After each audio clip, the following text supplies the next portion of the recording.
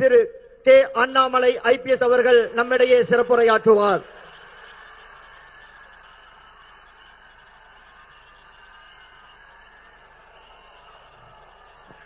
அன்பார்ந்த பெரியோர்களே, தாய்மார்களே, ஒரு சரித்திர சாட்சியாக நம்முடைய கோயம்புத்தூர்ல ஒரு அற்புதமான பொதுக்கூட்டத்தில் நாம் எல்லோரும் கூட பங்கேற்றுக் கொண்டிருக்கின்றோம். 5 ஆண்டு காலமாக தமிழகத்தில் நடந்து கொண்டிருக்கக்கூடிய ஒரு காட்டாட்சியை முடிவுக்கு கொண்டு வந்து கொண்டிருக்கின்றோம். 5 ஆண்டு காலமாக தமிழகத்தினுடைய தேர்தல் நாள் எப்பொழுது வரும் என்று காத்திருந்தோம். நம்முடைய பெண்களுக்கு, குழந்தைகளுக்கு எப்பொழுது விடுதலை கிடைக்கும் என்று காத்திருந்தோம். தமிழகத்தில் அதிகரித்திருக்கக்கூடிய கஞ்சா புழக்கத்திலிருந்து நம்முடைய மாணவ செல்வங்களை, இளைஞர்களை எப்படி மீட்டெடுப்பது என்று கவலையில் இருந்தோம். அந்த நாள் இப்பொழுது வந்துவிட்டது. உலகத்தினுடைய நண்பனாக, விஸ்வ பந்துவாக, உலகத்தினுடைய நண்பனாக இருக்கக்கூடிய, ஒப்பற்ற பார் போற்றக்கூடிய பாரதத்தினுடைய பிரதமர் ஐயா நரேந்திர மோடி அவர்கள் இன்று நம்மோடு இருக்கின்றார்கள் கோயம்புத்தூர். இன்று நமக்கு ஒரு உற்சாகம் கொடுத்து, உத்வேகத்தை கொடுத்து, அடுத்த 3 நாட்களும் கூட கண் துஞ்சாமல் பணி செய்து தமிழகத்தில் திராவிட முன்னேற்ற கழகத்தினுடைய ஆட்சியை வேரோடு மண்ணோடு பிடுங்கி எறிந்து மே 4க்கு பிறகு இன்று நம்முடைய எதிர்க்கட்சி தலைவராக இருக்கக்கூடிய அருமை அண்ணன் எடப்பாடி பழனிசாமி அவர்கள் மே 4க்கு பிறகு தமிழகத்தினுடைய முதலமைச்சராக அந்த நாற்காலியில் வந்து அமர்ந்து நாம் எதிர்பார்க்கக்கூடிய ஒரு நல்லாட்சியை தமிழக மக்களுக்கு அளித்து அடுத்த 5 ஆண்டு காலம் மக்களுடைய நலமும் வளமும் பெருகட்டும் என்று எல்லோரும் அந்த நாளுக்காக காத்துக் கொண்டிருக்கின்றோம். அருமை சொந்தங்களே, மேடையில் நம்மோடு மத்திய இணையமைச்சர் அவினாசி தொகுதியினுடைய சட்டமன்றத்தினுடைய வெற்றி வேட்பாளராக இருக்கக்கூடிய அருமை ஐயா டாக்டர் எல் முருகன் அவர்கள் இருக்கின்றார். நம்ம எல்லாம் வழிநடத்தி கொண்டிருக்கக்கூடிய பாரதிய ஜனதா கட்சியினுடைய மாநில தலைவராக சாத்தூர் சட்டமன்ற தொகுதியினுடைய வெற்றி வேட்பாளர் அருமை என்ன நயினார் நாகேந்திரன் அவர்கள் நம்மோடு இருக்கின்றார். இந்த கொங்கு பகுதியில் 23 தொகுதிகளுக்கும் கூட ஒரு தளபதியாக, கொங்கலை எப்பொழுதும் கூட திராவிட முன்னேற்ற கழகத்துக்கு வேலை இல்லை என்று பறைசாற்றிக் கொண்டிருக்கக்கூடிய தொண்டாமுத்தூர் தொகுதியினுடைய வெற்றி வேட்பாளர் அருமை அண்ணன் SP வேலுமணி அவர்கள் நம்மோடு இருக்கின்றார். பாரதிய ஜனதா கட்சியினுடைய தேசிய மகளிர் அணியினுடைய தலைவி, உங்களுடைய முழு அன்பையும் பெற்றிருக்கக்கூடியவர், கோயம்புத்தூர் வடக்கு தொகுதியினுடைய பாரதிய ஜனதா கட்சியினுடைய வெற்றி வேட்பாளர் அருமை அக்கா வானதி ஸ்ரீனிவாசன் அவர்கள் நம்மோடு இருக்கின்றார். அருமை சொந்தங்களே, மேடையில் இந்த தலைவர்களோடு நம்முடைய கொங்கு மண்டலத்தில் 23 தொகுதியினுடைய வெற்றி வேட்பாளர்களும் கூட மேடையில் நம்முடைய பாரத பிரதமர் ஐயா நரேந்திர மோடி அவரோடு அமைந்திருக்கின்றார். மதுராந்தகத்தில் ஆரம்பித்தோம், கட்சிகளாக இருந்தோம், கூட்டணி அமைத்தோம், மதுரைக்கு வந்தோம், ஒன்றாக இணைந்தோம், திருச்சிக்கு சென்றோம், மக்களுக்கு நாம் என்னவென்று சொன்னோம், நாகர்கோவில்ல நம்முடைய வலிமையை காட்டினோம், கோயம்புத்தூர்ல வெற்றிக்கான பறைசாற்றலை செய்து கொண்டிருக்கின்றோம். அருமை சொந்தங்களே, பாரத பிரதமர் ஐயா நரேந்திர மோடி அவர்கள் மதுராந்தகத்தில் ஆரம்பித்த நம்மோடு தேர்தல் காலம் முழுவதும் நம்மோடு மதுராந்தகத்திலிருந்து கோயம்புத்தூர் வரை நம்முடைய கையை பிடித்து வழிநடத்தி இங்கே கொண்டு வந்து விட்டிருக்கின்றார்கள். நம் எல்லோருக்கும் தெரியும், ஏப்ரல் 23ஆம் தேதி தமிழகத்தினுடைய அரசியல் களத்தில் ஒரு மிக மிக முக்கியமான தேர்தல் என்பது நமக்கு தெரியும். இந்த தேர்தல் என்பது ஒரு குடும்ப ஆட்சியை வீட்டுக்கு அனுப்புகின்றோம், சட்டம் ஒழுங்கை சரி செய்கிறோம், கஞ்சா புழக்க வழக்கத்தை கட்டுப்படுத்துறோம், தமிழகத்தில் ஏழை மக்களுக்கான ஒரு ஆட்சியை கொண்டு வருகின்றோம். Broker, middleman, commission, corruption, collection இல்லாத ஒரு ஆட்சியை அடுத்த 5 ஆண்டு காலத்துக்கு நிறுவப் போகின்றோம். குழந்தைகள், பெண்களை மையப்படுத்தி அவர்களுக்கு முக்கியத்துவம் கொடுத்த ஒரு ஆட்சியை மே 4 தமிழகத்தில் பார்க்க போகின்றோம். இதெல்லாம் நடக்க வேண்டும் என்றால் தமிழகத்தில் நாம் எல்லோரும் தெளிவாக இருக்க வேண்டும்.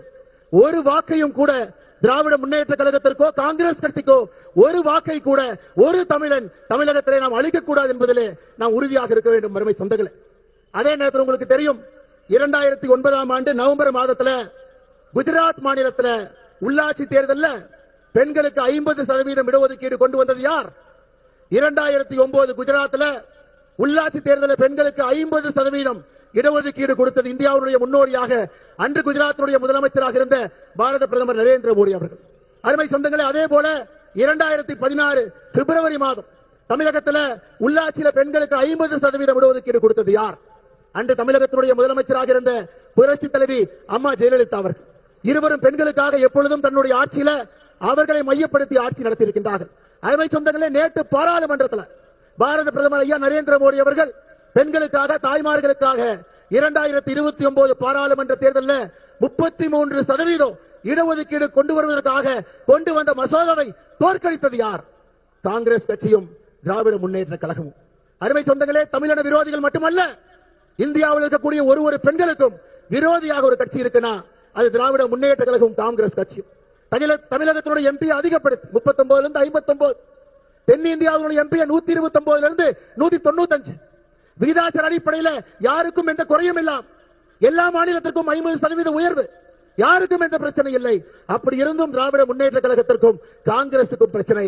இந்த சரித்திர மசோதாவை தோற்கடித்திருக்கின்றார்கள். அருமை சொந்தங்களே, நான் உங்களிடம் வைக்கக்கூடிய வேண்டுகோள், மேலே இருக்கக்கூடிய தலைவர்கள் சார்பாக, பெண்களுடைய குரல் பாராளுமன்றத்திலே ஒலிக்கக்கூடாது, சட்டமன்றத்திலே ஒலிக்கக்கூடாது என்று அந்த மசோதாவை தோற்கடித்த காங்கிரஸ் கட்சிக்கும் திராவிட முன்னேற்ற கழகத்துக்கும் தமிழகத்தில் ஒரு சகோதரி தாய்மார் உங்க வாக்கை நீங்கள் கொடுக்க கூடாது என்று உங்களுடைய பாதத்தை தொட்டு நான் அன்போடு கேட்டுக்கொள்கின்றேன்.